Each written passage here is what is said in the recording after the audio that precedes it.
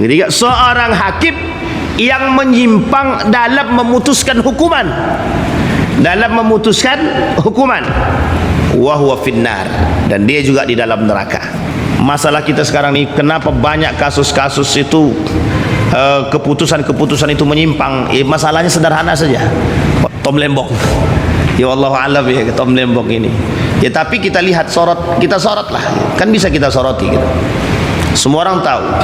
Ya kita tetap melihat keadilan itu dari semua sisi.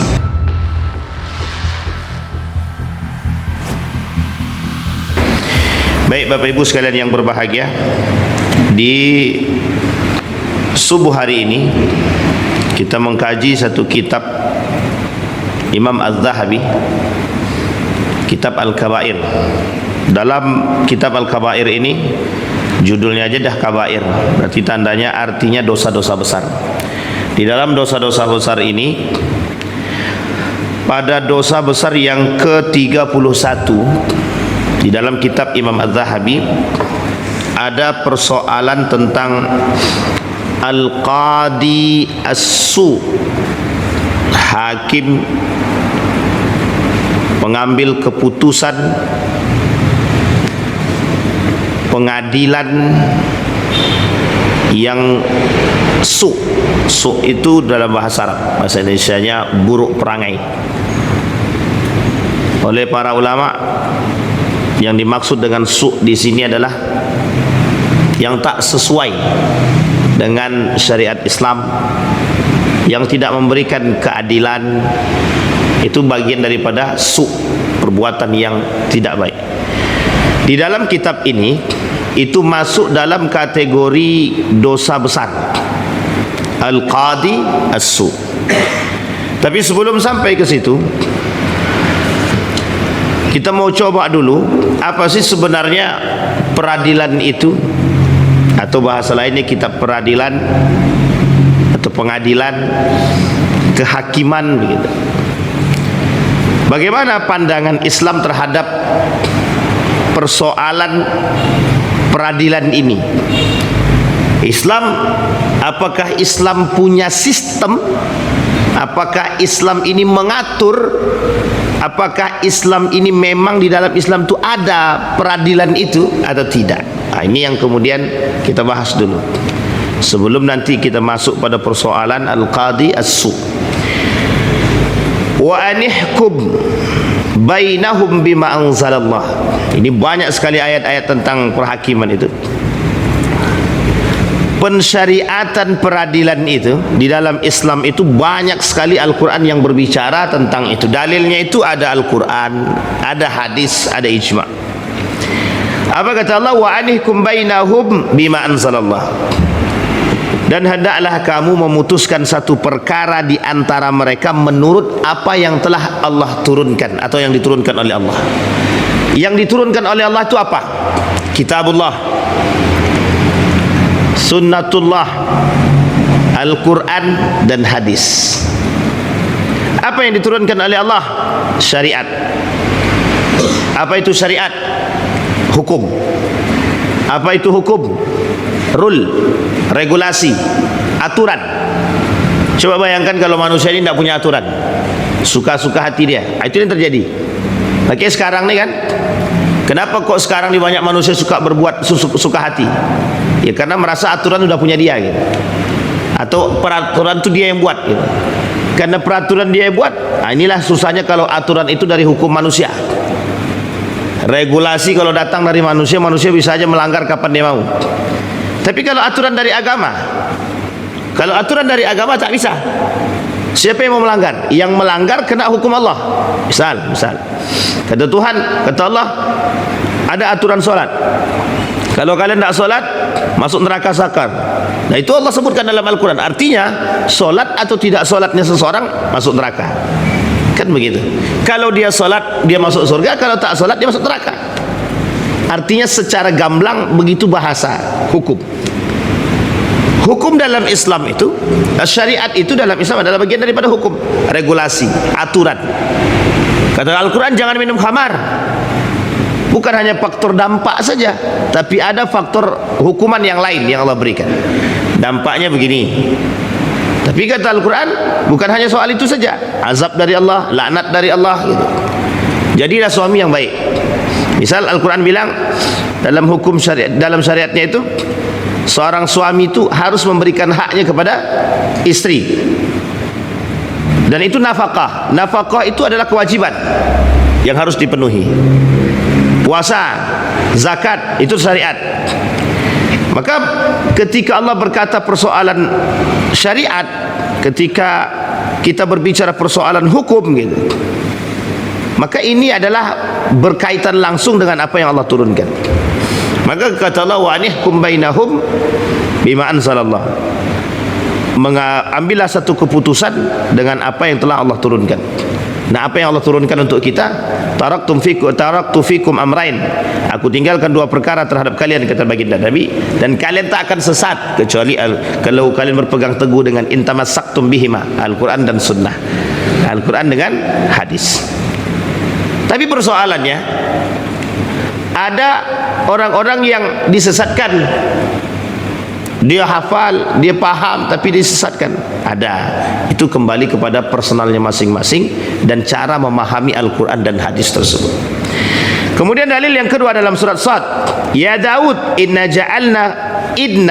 ja'alnaka khalifatan fil ardi fahkum bainan nasi bil haq. Kata Allah, Daud, kami jadikan engkau penguasa di muka bumi ini. Ini penguasa, ni khalifah. Karena memang hakim itu juga penguasa. Keputusan mutlak di tangan, tak. Ya tidak mutlak juga sekarang itu. Apakah keputusan hakim itu mutlak? Seharusnya bagi hakim yang takut dengan Allah, dia mutlak itu hukumnya. Tapi kalau hakim tak takut dengan Tuhan, dia susah. Jadi kalau dah tak takut sama Tuhan, ini susah. Maka kata Allah, ya Daud, inna ja'alnaka khalifatan fil ardi fahkum bainan nasi bil haq. Kita lihat. Maka kata Allah, Daud, kami jadikan engkau penguasa di muka bumi. Maka berilah keputusan atau perkara di antara manusia dengan adil, bil haq, sesuai dengan haknya masing-masing. Ini yang pernah kita bahas dulu. Pencuri maling ayam, penjara 5 tahun. Maling ayam tu, maling duit 5 miliar 1 tahun. Itu bil haq atau bil fulus? Paham sampai sini Bapak Ibu? Itu kata Allah, itu namanya tidak bil haq itu. Umar, pada masa Umar itu ada maling. Ini masa Umar ini.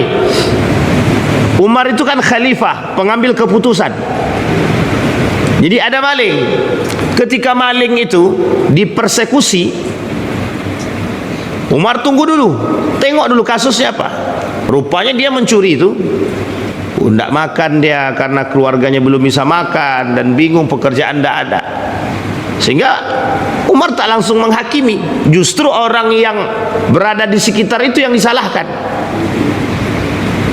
Kalau memang kita harus investigasinya sampai ke situ gitu. Sebenarnya sekarang ini investigasinya dah canggih nih. Cara melacak maling itu, cara itu dah tahu.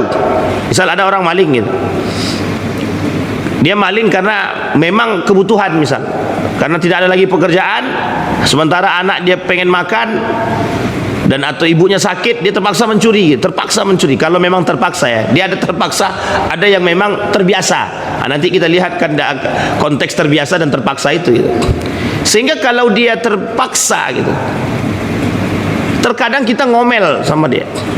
Padahal itu tidak, kalau dikembalikan secara hukum sosial, itu kita kena itu. Kok bisa tetangga kita maling gitu? Sementara tetangga kita ini tinggal di samping rumah kita, kita mampu dan dia maling, ternyata dia tak makan gitu. Dia maling hanya gara nggak makan, itu kita kena itu. Bukan dia yang kena di hadapan Allah itu. Maka Umar bin Khattab begitu dia. Umar bin Khattab cari tahu dulu keadilan di balik itu. Tidak bisa sembarang. Maka hukum potong tangan itu tak bisa langsung, harus disesuaikan pada keadaan. Apa kondisinya ketika itu? Mengapa dia maling? Mengapa dia mencuri? Maka kalimatnya bil haq. Maka putuskan perkara tersebut dengan benar. Maka tidak sembarangan Pak. Sampai Nabi bilang, jadi seorang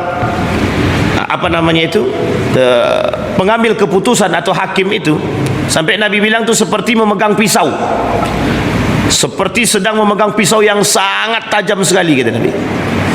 Kenapa demikian? Karena persoalannya di situ memang salah langkah kita berdosa, tepat kita memang itu yang paling baik gitu. Dan masalahnya menuju pada yang tepat ini yang susah gitu.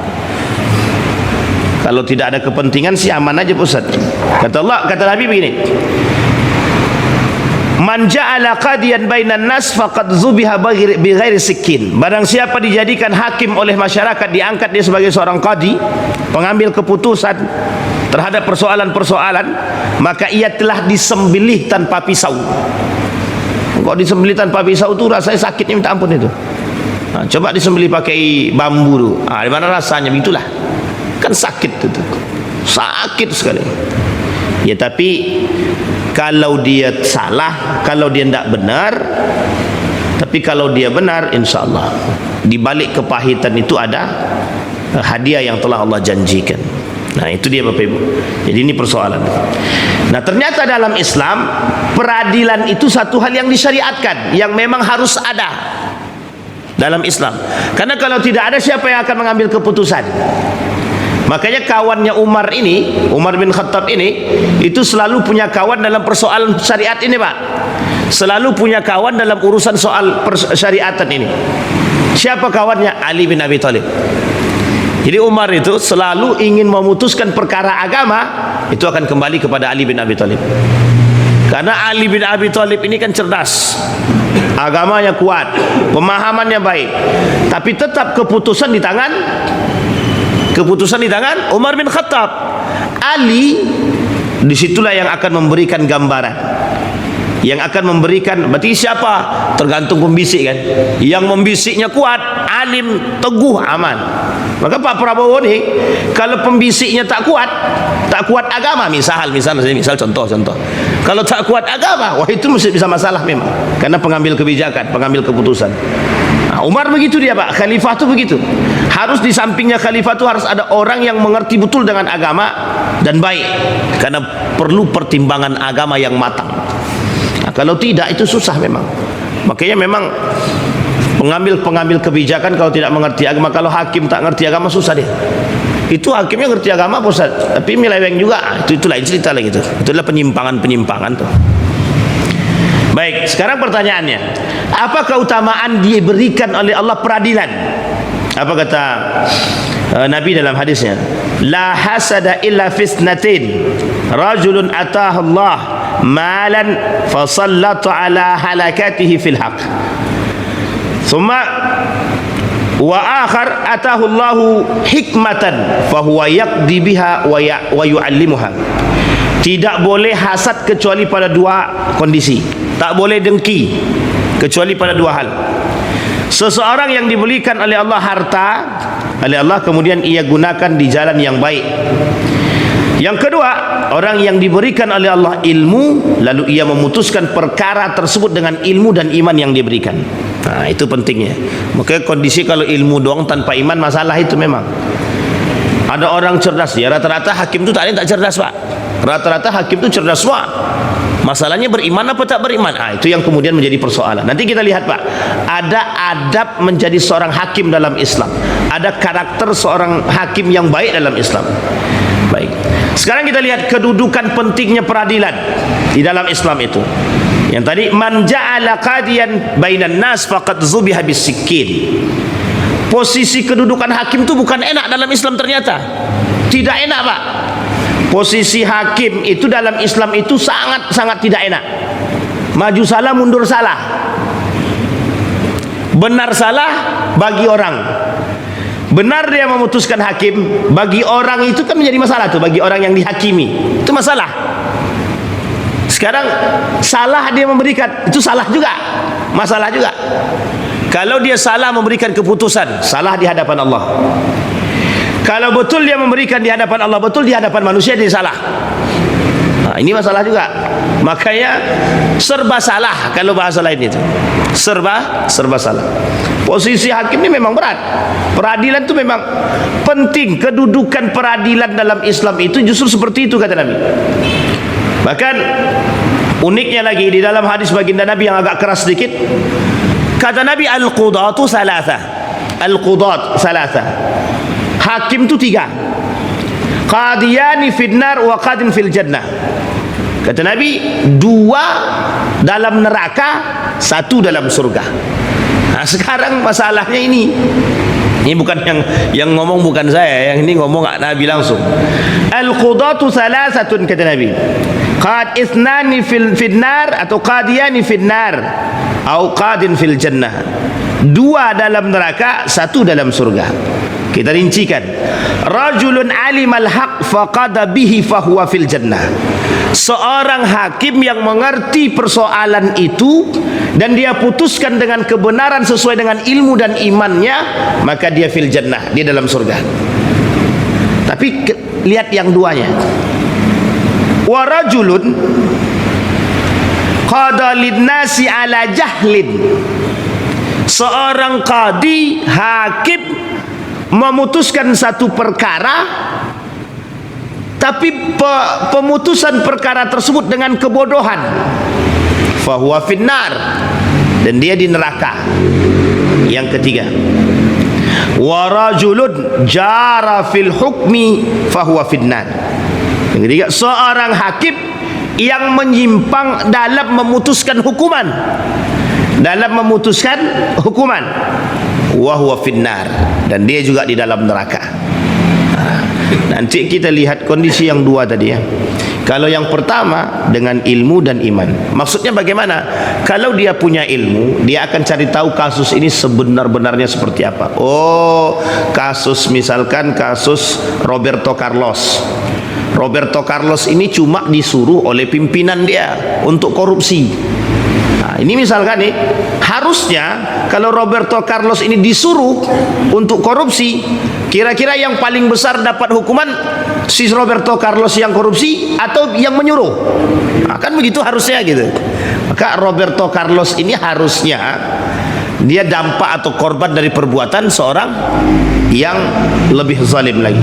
Harusnya Roberto Carlos dapat hukuman, iya, tapi ada yang lebih parah daripada itu, ada yang menyuruh. Nah, uniknya sekarang ini kita takutnya hukum itu sudah terselewengkan. Yang kita takutkan, yang disuruh lebih berat daripada yang menyuruh. Bahkan kadang-kadang bisa jadi yang disuruh ini bukan disuruh tapi dijebak. Nah, itu yang kita nggak tahu. Ini banyak Pak, orang-orang yang dijebak itu banyak. Pokoknya karena sudah, inilah kenapa kita harus berhati-hati. Kawan bisa jadi lawan, lawan bisa jadi kawan. Jadi kalau bahasa lainnya itu, kalau bahasanya orang-orang sekarang nih, tidak ada kawan itu yang benar-benar sejati gitu. Ini masalah juga. Kadang baik awak kan baik, kita rupanya dia jadi kambing hitamnya, Pak. Nah, itu bisa juga, masalah juga. Makanya bersaudara itu harus dengan iman, bersaudara itu sesuai dengan agama. Kalau tidak dengan agama dan iman, awak pun dimakannya, Pak. Nah, ini kan bahasa-bahasanya. Kukira kau kawan aku, rupanya kau sikat juga istri aku. Nah, itu masalah tuh. Jadi kawan ini kadang-kadang hati-hati. Maka kita ini harus pandai-pandai betul mencari kawan, karena itu masalah bagi kita. Nah, ini kasus-kasus yang sering kita temukan, yang sering-sering terjadi, pengambilan keputusan yang terkadang tidak sejalan dengan apa yang, atau yang tidak sesuai dengan nalar. Itu kan tak sesuai nalar itu sebenarnya, Pak. Mana yang tak sesuai nalar itu? Maling ayam 5 tahun, sementara koruptor yang 5 miliar cuma hanya satu tahun. Itu jelas itu. Tapi Pak Ustadz, itu salahnya bukan begitu. Itu harus paham dulu. Bagaimanapun secara akal kita yang bukan terlalu pintar ini, itu mesti kita paham. Masa maling ayam seekor saja, kecuali maling ayamnya itu 5 ton, 50.000 atau 500.000 ekor gitu kan, masih mending juga. Ini 1 ekor ayam cuman yang dimaling. Nah, sama kasus nenek-nenek dulu, ada kasus nenek-nenek maling sendal apa maling ayam itu. Nenek-nenek itu maling sendal sama maling ayam itu. Itu kasusnya 5 tahun, 3 tahun sampai ke atas itu hukum penjaranya. Kadang-kadang memang sampai ada pernyataan di kalangan orang-orang yang mudah-mudahan itu salah gitu ya. Kuat ke bawah, lemah ke atas gitu. Apa namanya itu? Tumpul ke atas, tajam ke bawah. Nah, ini yang masalah itu memang. Nah, itu yang disebut dengan penyimpangan itu gitu. Maka dalam tadi yang pertama, kalau dia memutuskan perkara dengan ilmu dan iman dia, mesti dia punya ikhtiar yang baik, sehingga hasilnya itu bisa diterima oleh dengan cara yang adil. Yang kedua tadi, seorang hakim yang mengadili manusia dengan kebodohan. Dia memang tidak mengerti kasus, tiba-tiba ambil keputusan. Pokoknya kasus Bang Didi karena dia maling sepatu 10 tahun. Nah, itu dia tak pakai perkara, tidak ada investigasi, tidak ada ini, tidak dicari tahu kebenaran. Harusnya kan sampai sedemikian rupa, maka dia ada neraka. Nah, begitu juga nomor yang 3 tadi, terjadi kasus-kasus penyimpangan. Ada orang yang punya kepentingan, kata misal Bang Didi hakim, terus saya bilang, Bang Didi, ini kan kasus saya ini cukup berat, abang tenang aja, nanti anak abang Didi selamat semua aman, kita kasih. Nah, ini penyimpangan Pak. Akhirnya apa, masuk suap. Nah, jadi ketika dikasih suap, tumpullah dia ke atas tadi, tajam dia ke bawah tadi. Karena yang maling ayam ini tak punya duit, sedangkan ayam aja dia maling, itu gara-gara tak punya duit, masa mau suap dia? Apa yang mau disuap? Kan gitu. Sehingga karena tak sanggup suap, jadi akhirnya tajam dia.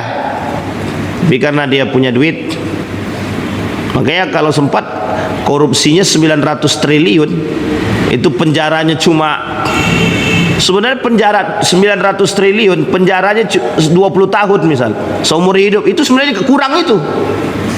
Karena yang dibunuhnya banyak. Meskipun tidak dibunuhnya secara, dia tidak membunuh manusia secara langsung gitu. Tapi kan mengambil hak orang itu mematikan orang secara struktur itu sebenarnya, atau secara pelan-pelan gitu. Maka 900 triliun itu, nah kalau cuman maling 900 triliun dibalikkan 400 triliun misalkan, atau 500 triliun lah dibalik, berapa sisanya lagi? Masih ada sisanya 400 triliun. Nah pertanyaannya, 400 triliun itu berapa turunan kira-kira duit itu baru habis? 7 turunan belum tentu habis Pak. Kalau dia punya keturunan lebih banyak lagi, itu mungkin baru habis itu. Entah habis-habis kapan pun kita tidak tahu. Jadi kalau cuma 20 tahun sebenarnya penjara mereka, itu sebenarnya juga tidak baik itu. Tapi kan kalau dia tobat bagaimana? Ya tobat terserah, dia tobat, itu hukum manusia, hukum sosial, hukum keadilan. Nah, jadi tapi itu semua tergantung.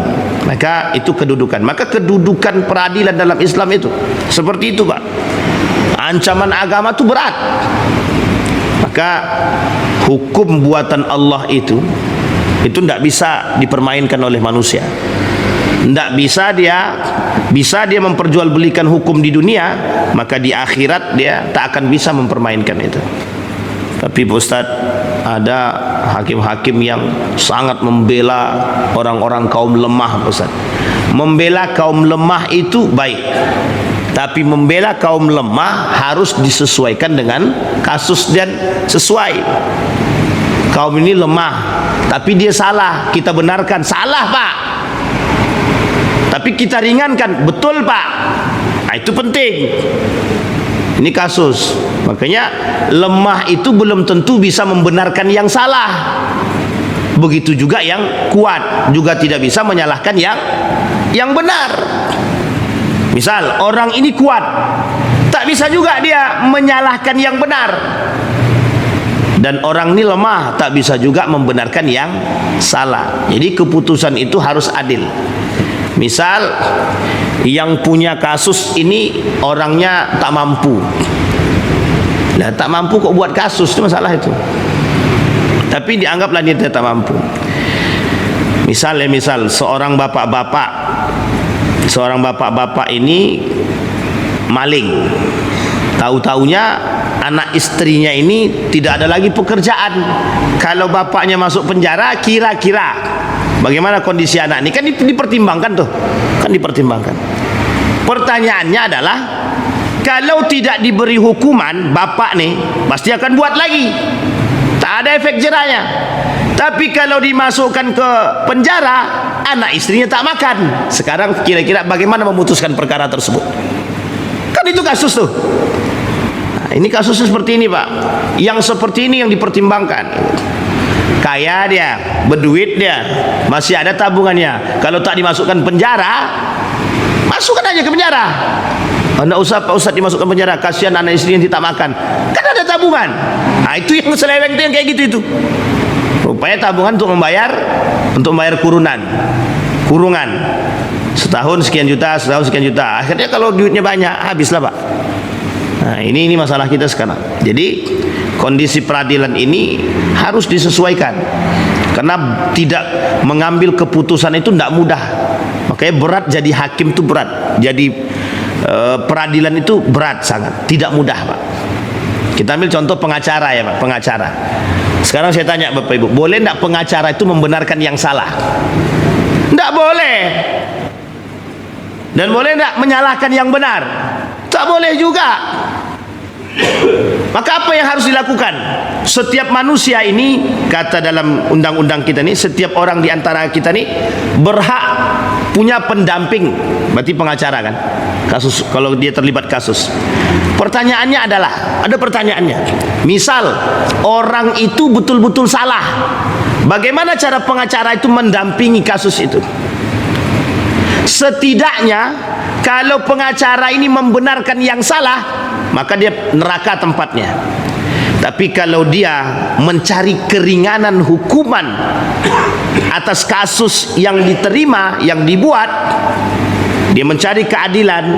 Misal kasusnya itu hanya maling ayam, tapi kok dihukumnya 5 tahun. Nah, ini pengacara ini mendampingi melalui berbagai macam pertimbangan yang diajukan, sehingga dapatlah keringanan dari 5 tahun jadi 7 tahun. Itu tidak ringan, saat makin parah itu jadi 3 tahun, 2 tahun. Nah, itu dia. Tapi tetap tidak bisa membenarkan yang salah, sekalipun orang tersebut lemah, sekalipun orang tersebut tidak mampu. Karena pertimbangannya di situ. Nah, Umar bin Khattab begitu mempertimbangkannya, Pak. Jadi tidak main putus langsung masuk penjara. Pokoknya yang itu tadi, karena tak sanggup bayar ya masuknya penjaranya lama gitu. Tapi karena dia sanggup bayar, bisa bayarnya penjaranya sebentar gitu. Nah, ini yang menjadi kasus kita itu penyimpangan. Apa hukum meminta jabatan sebagai seorang hakim?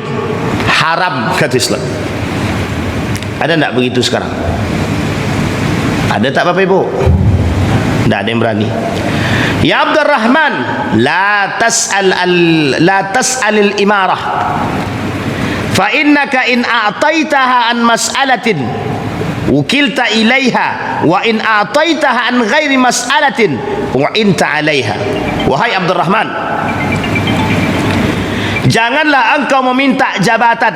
Sesungguhnya apabila engkau diberikan karena meminta, maka ia akan diserahkan sepenuhnya kepadamu.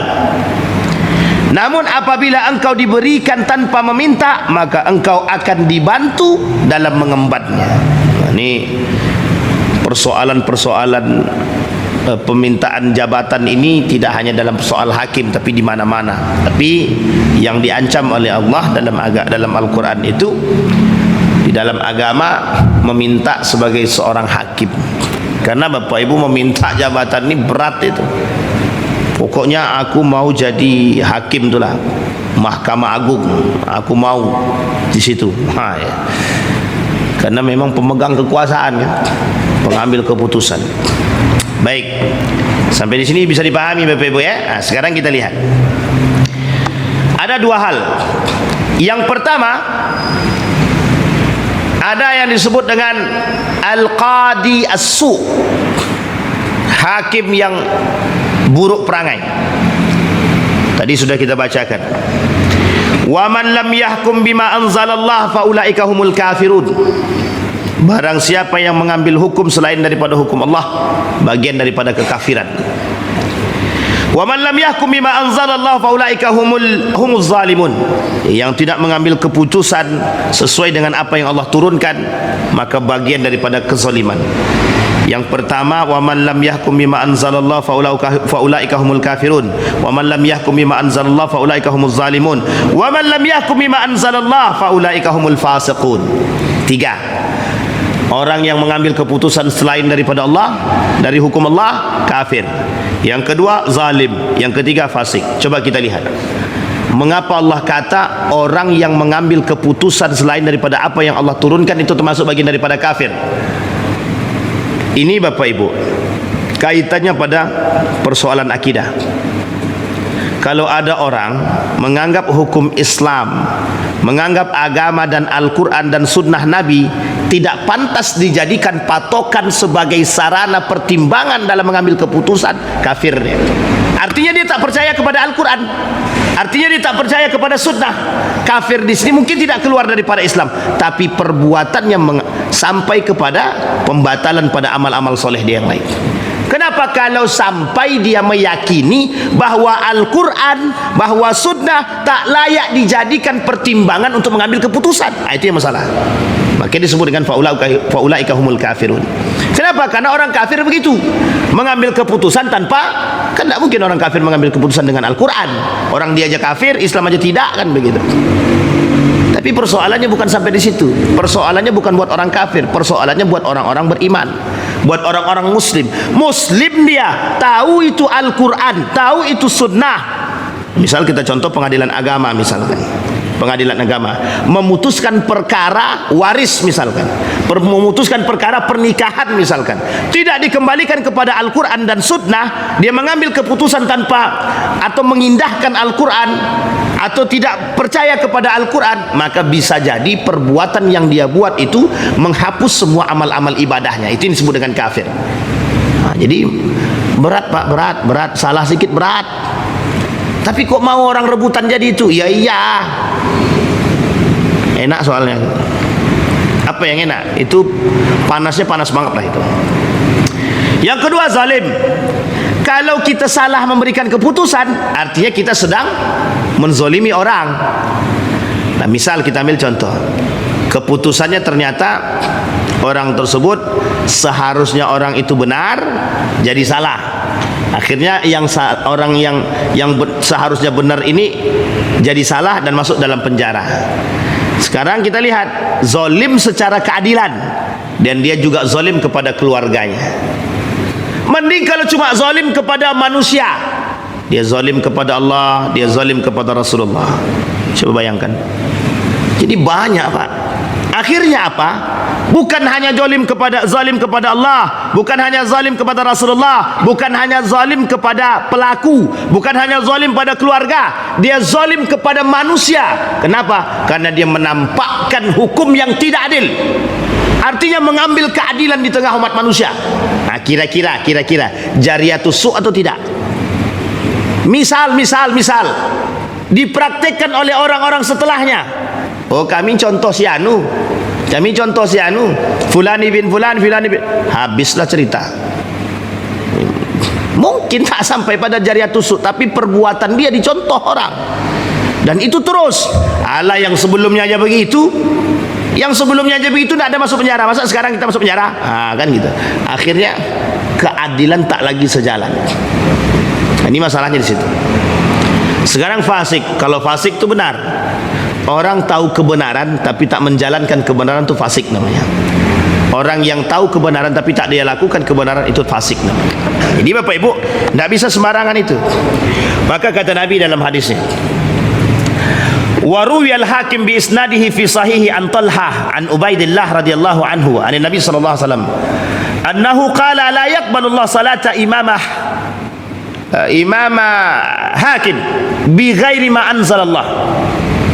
Allah tidak menerima salat imam, seorang hakim, imam yang pengambil keputusan, pemimpin, bi ghairi ma anzalallah, dan jika dia tidak memutuskan perkara dengan sesuai dengan apa yang Allah turunkan.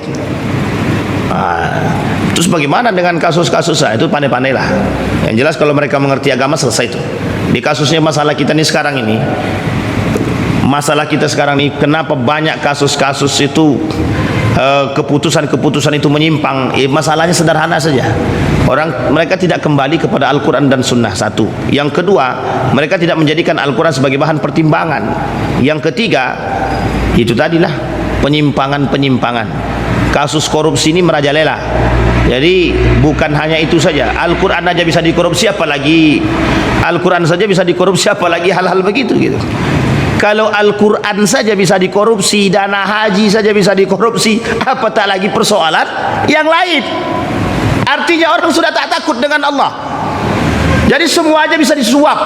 Apa yang yang tidak bisa kita suap sekarang, semua bisa disuap. Artinya membeli hukum. Nah, yang kita takutkan adalah ada orang-orang yang membeli hukum. Karena dia kaya, dia bisa membeli hukum. Karena orang ini tak mampu, dia tak bisa beli hukum. Maka kasus ini harus dikembalikan kepada Al-Quran. Wasahahul hakim aidan min hadis Buraidah radhiyallahu an qala Rasulullah sallallahu alaihi wasallam al-qudatu salasah. Nah, ini yang tadi kita bacakan. Kata Imam Az-Zahabi, ini masuk dalam kategori dosa besar. Apa pentingnya? Apa nasihatnya kata Imam Az-Zahabi? Kata Imam Az-Zahabi, nasihatnya bagi orang-orang yang melakukan perbuatan tersebut, ittaqu, takutlah kalian an-nar, api neraka. Pertanyaannya, api neraka itu nampak apa tidak nampak? Tak nampak. Karena api neraka itu tak nampak, itulah yang menjadi masalah. Tapi coba api neraka itu kalau nampak, kira-kira ada yang mau melakukan dosa? Kalau nampak Ustaz, jangankan dosa, maksiat pun kami tak mau. Nah, itu coba bayangkan, Pak. Itu kalau memang betul nampak. Tapi karena ini tak nampak, jadi bagi manusia hari ini, karena neraka dan surga itu dianggap tidak jelas, seolah-olah mereka berbuat maksiat dosa besar itu biasa. Alah, tidak nampak aja surga, neraka itu pun. Paling nanti setelah kami, penting setelah kami korupsi kan kami tinggal tobat gitu. Jadi seolah-olah begitu saja dia dianggap mudah. Nah baik, sekarang kita lihat. Ada kriteria, itu tadi al-qadhi as-su. Qadhi as-su itu adalah seorang hakim yang tidak mengambil keputusan sesuai dengan agama, sesuai dengan Al-Quran dan Sunnah, atau tidak merujuk atau tidak mengambil pertimbangan dari Al-Quran dan Sunnah atau daripada para ulama. Yang kedua, al-qadhi as-su memutuskan peradilan atau memutuskan satu perkara tanpa keadilan, tanpa dengan kebenaran, tidak melakukan investigasi, tidak mencari tahu terlebih dahulu, tiba-tiba main putuskan. Maka masuk pada kategori yang kedua, kata Nabi, memutuskan perkara dengan kebodohan, maka dia juga di dalam neraka. Yang ketiga, hakim yang bisa disuap. Yang ketiga, hakim yang bisa disuap. Yang keempat, hakim yang tidak netral. Tidak netral. Yang kelima, hakim yang tidak memiliki akhlak. Yang keenam, hakim yang tak beriman. Nah, ini poin-poin penting. Itu masuk dalam kategori al-qadhi as-su. Al-qadhi as-su. Nah, kemudian sekarang kita lihat bagaimana kriteria. Nah, kriteria hakim di dalam Islam. Kita lihat, ada kriterianya, ada Bapak Ibu. Fa kullu man qada bi ghairi ilmin wala bayyinatin min Allah wa rasulih ala ma yaqdi bihi fa huwa dakhilun fi hadzal wa'id. Imam Zahabi mengatakan, siapa saja, setiap orang yang memutuskan perkara tanpa ilmu atau bukti yang bersumber dari Allah dan Rasulnya, maka dia termasuk pada golongan yang diancam. Yang diancam dimaksud pada tiga tadi. Al-qudatu salasa, qadiyan finnar wa qadin fil jannah. Dua dalam surga, dua dalam neraka, satu dalam surga. Nanti kita lihat apa yang poin-poinnya. Man wali al-qada au ju'ila qadiyan bainan nas faqad dhubiha bighairi sikkin. Ini hadis-hadisnya. Faqala ayyuhan nas innama ahlakal ladzina min qablikum annahum kanu idza sariqa fihimus syarif tarakuhu wa idza saraka fihimud dha'if aqamu alaihi al-had wa ayyumallah lau anna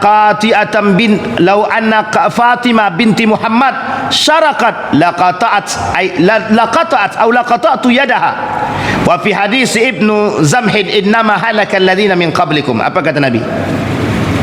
Wahai manusia, hanya saja siapa saja yang membinasakan orang-orang sebelum kalian adalah ketika orang-orang terpandang mencuri, mereka membiarkannya. Nah, ini tadi kasus tadi.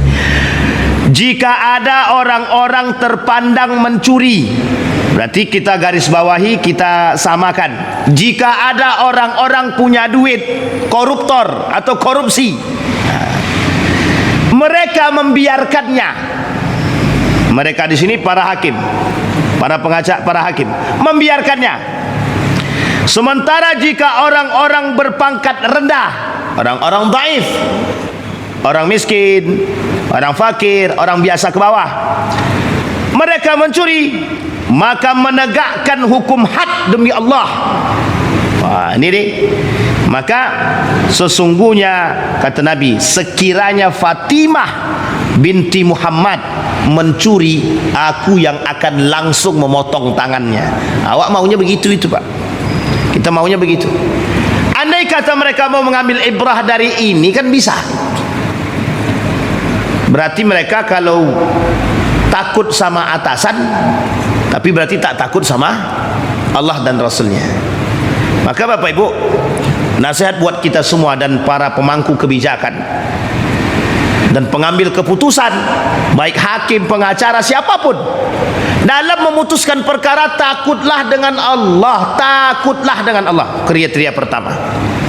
Jadi kriteria pertama seorang hakim itu harus takut dengan Allah. Nah, jadi Bapak Ibu, ini kenapa ini masuk dalam kriteria pertama? Lah kalau hakimnya tak takut dengan Allah, apalagi manusia. Jadi kalau sudah tak takut dengan Allah, yang paling kuasa di dunia ini, yang paling kuasa, sama yang paling kuasa saja dia tak takut, yang pemilik alam jagat raya ini dia tak takut, apalagi sama manusia. Jadi memutuskan. Yang kedua, tidak memutuskan perkara sesuai dengan pada kepentingan. Ini seorang hakim harus adil. Adil, tidak menyesuaikan pada kepentingan. Nah, karena dia punya kepentingan dalam urusan duit, akhirnya misal gini, misal saya hakim yang berkasus, jangan saya lah, Bang Didi hakim. Nah, misal adik dia kasus, ini karena adikku, udahlah, karena aku hakim, untuk adikku kasusnya ditutup, tok tok tok. Padahal kasus nih, tapi ditutup. Kan ada kepentingan situ. Apa kepentingan? Kepentingan keluarga. Kalau dia tidak putuskan, maknya marah-marah. Kalau diputuskan, kalau diputuskan maknya marah-marah. Kalau tidak diputuskan, rakyat marah-marah. Kan bingung tuh jadi hakim tuh. Apalagi ketika memutuskan perkara adik sendiri, keluarga sendiri. Keluarga, adik beradik, bukannya membantu, malah menyiksa. Nabi saja anaknya kalau mencuri, dia yang potong tangan langsung. Nah, sekarang saya tanya Bapak Ibu, berapa banyak orang tua yang berani seperti Nabi? Kalau sempat anakku, kalau zaman dulu kan begitu. Kata gurunya, dipukul, gurunya menangis, anak ini balik ke rumah, Pak. Kenapa kau dipukul sama guru? Kata orang tua tadi, kami tadi mengganggu anak si Anu, dipukul saya sama guru sampai sakit, sampai rumah, bukan dibela guru, bukan dibela kita, dipukul balik. Kalau orang tua sekarang tidak, mana guru tuh? Ini kasus guru Madin, nih. Ini biar ya mungkin tak terlambat, tidaklah, tapi sedang berjalan juga kan itu kasus guru Madin. Makanya Bapak Ibu hati-hati sekarang nih. Orang tua anaknya yang salah, orang tua yang datang ke sekolah. Sudah anaknya yang salah, orang tua datang ke sekolah, nuntut pula lagi karena dia banyak duit, menang dia. Sampai sini paham Bapak Ibu? Kira-kira bobrok atau hancur itu? Dua-duanya. Jangan setengah-setengah. Berarti rusaknya sudah semua lini. Ya begitulah. Sampai sini paham ya Bapak Ibu? Kalau zaman dulu kami tak. Apa yang kau buat? Kenapa kau dipukul guru? Tadi gini. Ditambah Pak, di rumah itu ditambah. Bukan dinasihati, ditambah. Kalau sekarang enggak. Mana guru tuh? Langsung laporkan. Laporannya adalah kasusnya penganiayaan. Cuma dicubit penganiayaan. Nah, ini kasus-kasus sekarang. Cuma dicubit penganiayaan. Nah, kasus guru Madin dituntut 25 juta sampai harus jual. Pak, Bu, saya kasih tahu. Kenapa orang zaman dulu itu cerdas-cerdas? Karena cara mendidiknya keras. Coba sekarang hasil didikan yang lembut itu, Cep, mau lihat saya mana hasil pendidikan yang baik, yang lembut itu. Kita tengok Pak, manja. Rata-rata hasil pendidikan yang lembut itu manja. Ya keras di sini tegas, tidak berpihak, sesuai. Kalau salah ya salah, betul ya betul. Ini salah dijadikan betul, betul jadikan salah, hancur semua Pak. Tapi berarti kan sistemnya Ustaz. Ya memang sistemnya dari sononya gimana? Setiap guru yang memukul akan dipersidangkan masuk penjara. Sehingga mohon maaf Pak, udahlah kata guru, biarin aja dia buat rusak di situ. Yang penting kami terima gaji, habis kemudian terima gaji kami pulang. Masalah mau hancur akhlak anak itu terserahlah. Kan begitu pikiran guru lagi sekarang. Salah dia, tak salah juga karena memang sistem begitu. Artinya apa? Keberpihakan. Nah, yang kita khawatirkan adalah itu merusak jantung pendidikan Islam. Kalau sampai masuk dalam pendidikan Islam seperti itu, maka hancurlah. Ini kasus-kasusnya. Jadi kadang-kadang mirisnya kita sekarang ini, banyak perkara yang kadang-kadang kita lihat dengan mata kepala kita ini tak sesuai. Yang menjadi persoalan begini Bapak Ibu, apakah mereka ini tidak takut dengan Allah? Apakah mereka ini tidak takut dengan ancaman Allah, tak takut dengan api neraka? Lah buktinya nggak takut, pusat mereka buktinya mereka buat, berarti kan mereka nggak takut gitu. Ataukah bagian yang kedua, mereka mempermainkan hukum Allah? Ataukah yang ketiga? Yang ketiga itu begini, jadi meremehkan hukum Allah. Jadi Allah paling nanti, yang penting setelah itu kan bisa taubat. Iya kalau dia masih hidup panjang. Tapi ada pernyataan tadi malam itu dari kawan saya, kenapa orang-orang yang suka melakukan perbuatan kayak gitu umurnya panjang ya, tak mati-mati gitu. Itu kadang-kadang ya itu kan namanya kematian itu takdir ilahi, ya sesuai dengan ketentuan Allah. Baik Bapak Ibu, idza hakama al-hakim fajtahada thumma asaba falahu ajran, wa idza hakama fajtahada thumma akhta'a falahu ajrah.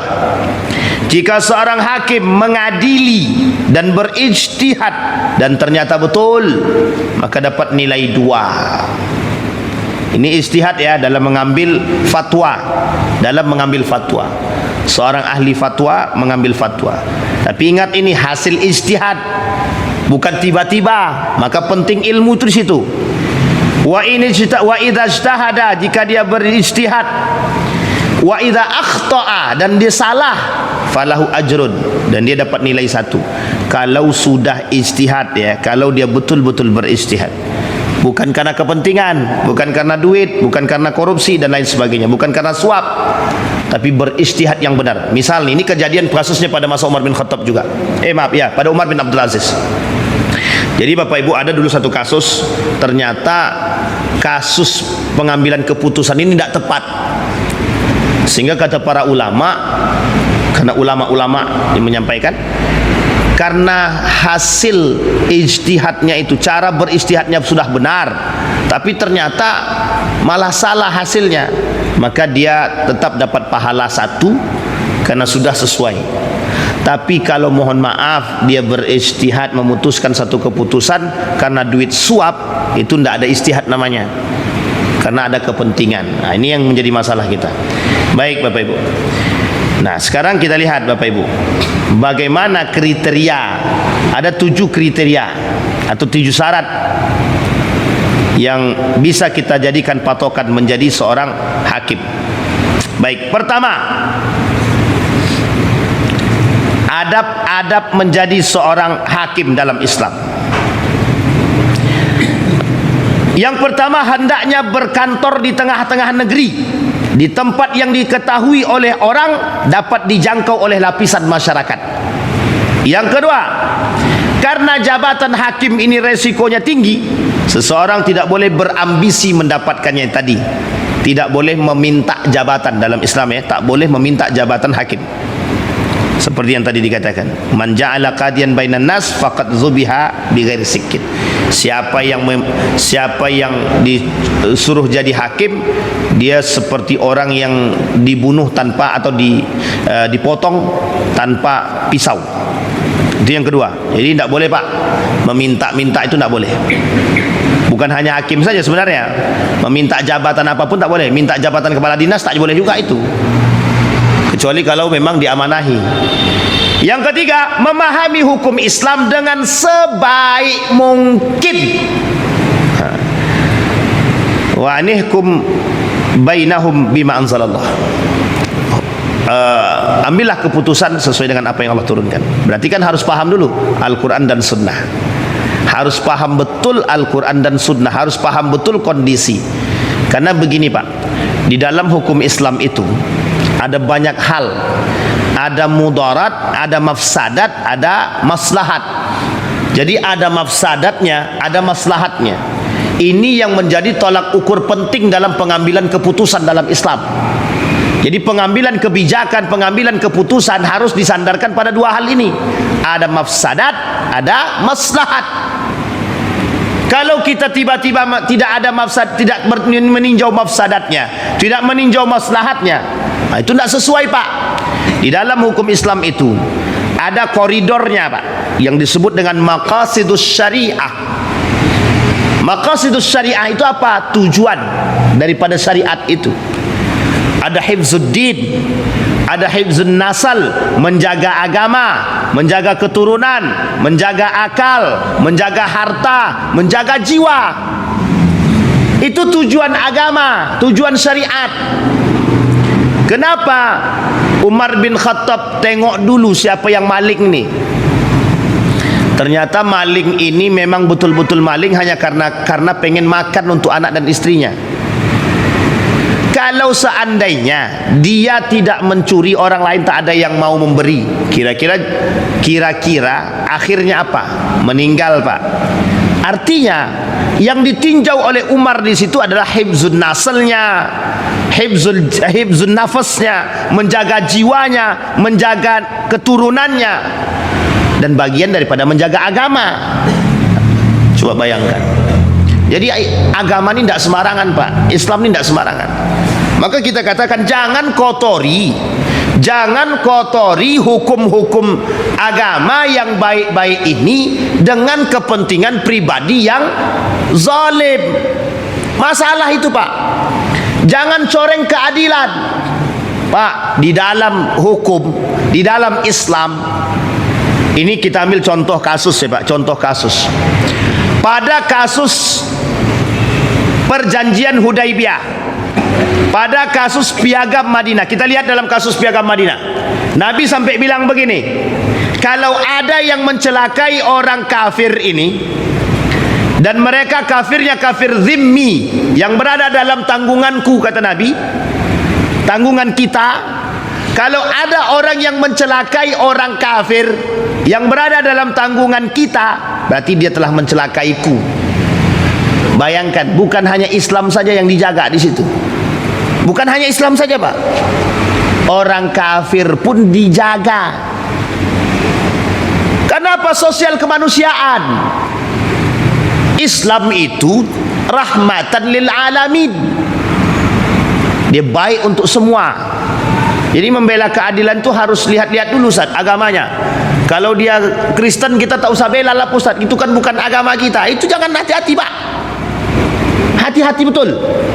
Orang-orang seperti ini itu tak mencontoh Nabi Pak, tak mencontoh Nabi. Tidak mencontoh Nabi. Nabi memberikan keadilan kepada semua umat manusia. baik Islam dia, baik Yahudi dia, baik dia Nasrani dia, maka dibuatlah piagam Madinah itu semua keadilan itu terjelas itu. Makanya Pak, amandemen pertama Pak, yang terbaik di dunia, yang tidak bisa ditandingi. Makanya Nabi tertulis sebagai 1001 manusia yang paling berpengaruh di dunia. Michael Hurt, Nabi nomor 1 yang bisa menyatukan dan membuat keadilan. Jadi tidak bisa Pak, seperti kasus Tom Lembong. Ya Allah alam ya Tom Lembong ini. Ya tapi kita lihat kita sorot lah. Kan bisa kita soroti gitu. Semua orang tahu. Ya kita tetap melihat keadilan itu dari semua sisi. Ya kalau memang Tom Lembong itu misal dia non muslim sekalipun misalkan, ya siapapun mereka yang non muslim, kalau memang mereka benar ya sesuaikan dengan kebenaran gitu. Hakimi dengan kebenaran gitu. Putuskan dengan putusan yang benar gitu. Jangan pula mentang-mentang dia non muslim kemudian kita itu dah masuk urusan rasis itu diancam oleh Allah, diancam oleh Rasulullah, itu tidak disukai oleh Rasulullah. Ada manusia baik, tidak ada dia non muslim tapi baik dia sama kita, terus karena dia non muslim udahlah potong aja tangannya itu, tidak ada kita pakai bahasa, padahal dia tak salah, tiba-tiba itu tidak bisa Pak, tidak bisa. Ini kaitannya dengan manusia. Bapak Ibu, kita kasih tahu, hukum sosial kemanusiaan itu sampai Pak, sampai hukum sosial kemanusiaan. Hukum sosial kemanusiaan itu penting.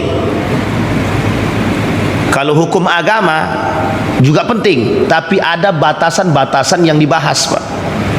Bapak Ibu masak, Bapak Ibu potong hewan kurban, tetangga Bapak Ibu itu ada orang Kristen, dia berhak dapat Pak, boleh dia dapat, boleh Pak. Coba bayangkan, sedangkan itu saja boleh Pak. Itu tak sama Pak Ustaz. Bukan tidak sama, ini kita melihat sisi kebaikan dan kemanusiaan. Sekarang saya tanya Bapak Ibu, kita kasih orang non muslim itu atau orang kafir itu hewan kurban karena agamanya atau karena apanya gitu. Kan manusianya. Bisa jadi dengan kebaikan kita masuk Islam dia.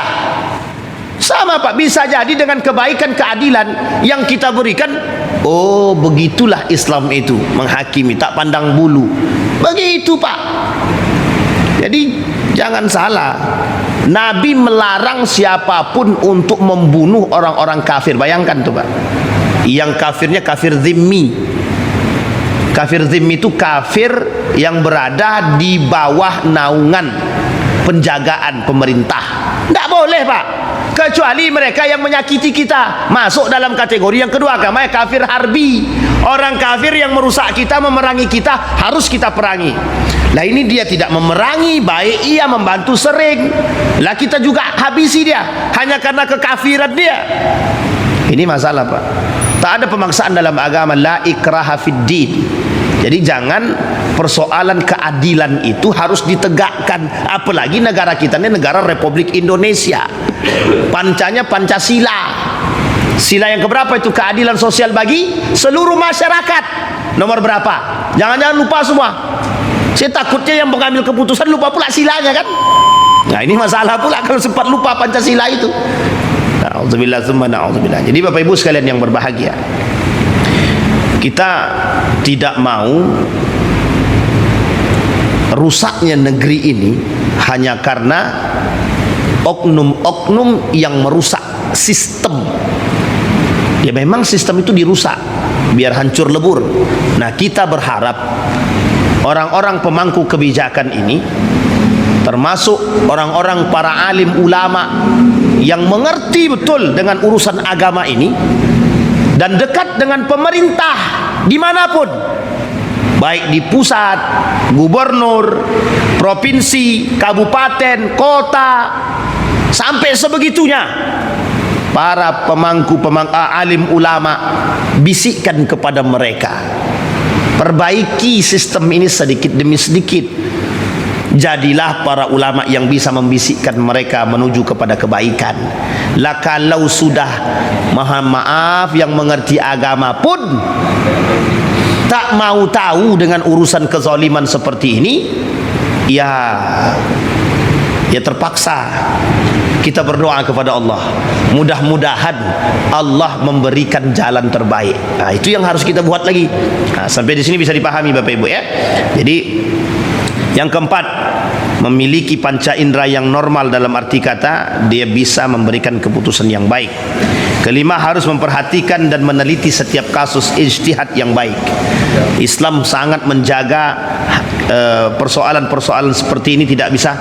Islam sangat mengajarkan kepada orang-orang yang beragama Islam dalam mengambil keputusan dalam mujtahid. Bapak Ibu, saya kasih tahu, dalam mengambil fatwa itu seorang mujtahid harus hafal minimal, kalau saya tak salah syarat itu 6.000 hadis. 6.000 hadis dia harus hafal. Seorang mujtahid hafal Al-Quran, paham Al-Quran. Nah, coba bayangkan sekarang pertanyaannya, banyak orang yang bisa berfatwa tapi tak hafal Quran, tak hafal hadis. Nah, tiba-tiba dia bisa berfatwa. Itu masalah betul itu. Nah, ini yang kita takutkan. Bayangkan begitunya, sebegitunya Islam menjaga, dan Islam menjaga sangat sebaik mungkin, Pak. Jadi tidak bisa kasus itu satu, harus diteliti dari sekian arah. Kalau cuma satu arah saja kasus itu diteliti, habis kita, Pak. Nah, sama misalkan Bapak Ibu datang seorang kepada Bapak Ibu, Bapak Ibu, anak Bapak Ibu itu maling loh. Langsung Bapak Ibu percaya, habis anak itu kena pukul. Rupanya bukan dia yang maling, ada anak yang menyerupai anak Bapak Ibu. Ternyata agak mirip sedikit, disangka dia anak kita, habislah. Anak kita sudah kena pukul, ternyata tidak salah. Itu yang masalah itu, Pak. Nah, baik. Kelima, harus memperhatikan. Keenam, seorang hakim tidak boleh memutuskan perkara dalam keadaan sedang marah. Dalam hadis baginda Nabi Muhammad sallallahu alaihi wasallam, la yaqdiyadna hukman baina ithnataini wa huwa ghadban. Janganlah kalian memutus perkara dari antara dua kasus sedangkan kalian dalam keadaan marah. Tidak segan dengan orang yang bersengketa. Nah, ini yang kasus terakhir ini yang menjadi masalah itu. Aduh, segan lah, dia pimpinan aku dulu. Nah, ini masalah nih. Gimana kita memutuskan perkara kalau kita pakai rasa segan semua? Anda enaklah memutuskan perkara, dia dulu yang pernah kasih aku makan. Iya, selesailah itu urusan. Sampai kiamat akan selesai tak? Sampai sini paham Bapak Ibu Baik, mudah-mudahan dari apa yang kita sampaikan tadi ada manfaatnya bagi kita. Mudah-mudahan ini hanya untuk ilmu bagi kita, untuk mengetahui betapa Islam itu sangat menjaga keseimbangan. Islam sangat menjaga keadilan. Islam sangat menjaga norma-norma, sampai Islam itu harus memberikan aturan-aturan pada semua lini. Tidak persoalan itu saja Bapak Ibu, tidur saja diatur, makan diatur. Jadi Islam itu sebegitunya. Jadi jangan kira sesuatu yang kita buat di muka bumi ini lepas dari pandangan agama, lepas dari pandangan Allah, tidak. Semua ada aturan. Itulah yang disebut dengan rahmatan lil alamin. Mudah-mudahan bermanfaat. Kita berdoa kepada Allah. A'udzu billahi minasyaitonir rajim. Bismillahirrahmanirrahim. Alhamdulillahirabbil alamin. Hamdasy syakirin, hamdan na'imin, hamdan yuwafi ni'amahu wa yukafi'u mazidah. Ya rabbana lakal hamdu kama yanbaghi li jalali wajhikal karim wa 'azimi sultanik. Allahumma faqihna fid din wa alimna ta'wil. Allahumma shalli ala Muhammad wa ala ali Muhammad. Allahumma ighfir lana dhunubana wa dhunuba walidina warhamhuma kama rabbayana shighara.